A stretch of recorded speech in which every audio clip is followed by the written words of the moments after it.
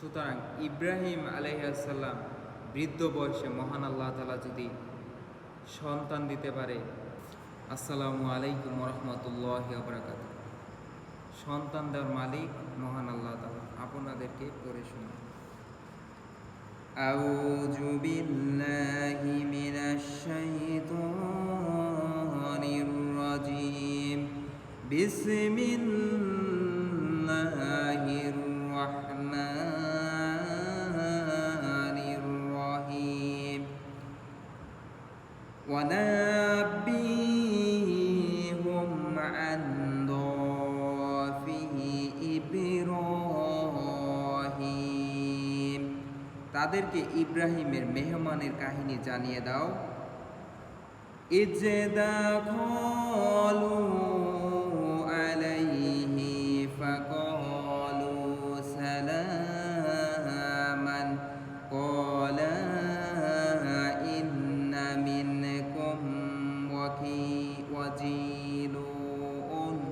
তারা যখন তার কাছে উপস্থিত হলো তখন তারা বলল, তোমার প্রতি সালাম। তখন সে বলল, তোমাদের দেখে আমরা শঙ্কিত। ক্বালু লা তাওজাল ইন্না নুবাশশিরুকা বিগুলামিন আলীম। তারা বলল, সংখ্যা করো না, আমরা তোমাকে এক জ্ঞানী পুত্রের সুখবর দিচ্ছি।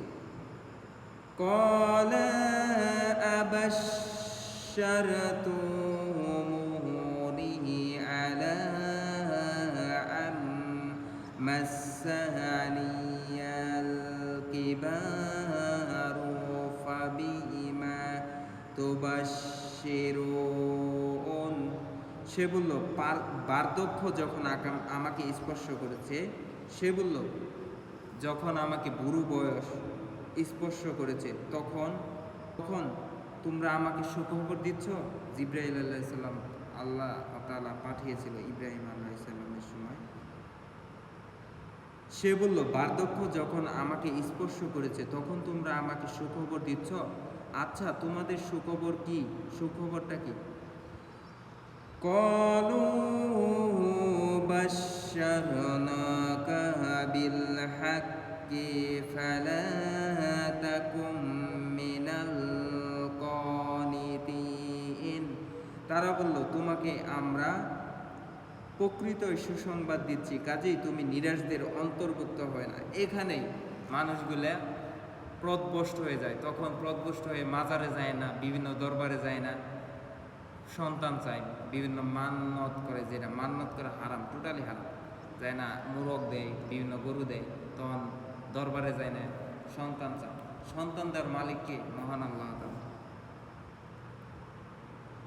ক্বালা ওয়া মান ইয়াকনাতু মির রাহমাতি রাব্বিহি ইল্লাদ-দাল্লুন। সে বলল, পথভ্রষ্টরা ছাড়া আর কে তার প্রতিপালকের রহমত থেকে নিরাশ হয়? তার মানে যে মাজারে যায় তখন মহান আল্লাহ তাআলার রহমত হতে তারা দুর্বৃত হয়ে যায়।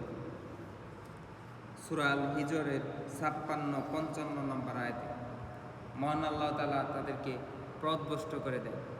সুতরাং ইব্রাহিম আলাইহিসসালাম বৃদ্ধ বয়সে মহান আল্লাহ তাআলা যদি সন্তান দিতে পারে, আমি আর আপনি যদি ভালোভাবে হারাম হালাল মেনে চলি, তাহলে মহান আল্লাহ তাআলা আমাদেরকেও দাম্পত্য জীবনেও সন্তান দিবে। যদি না হয়, চাইতে হবে কার কাছে? আল্লাহ তাআলার কাছে, কোনো মাজারে পীরের কাছে।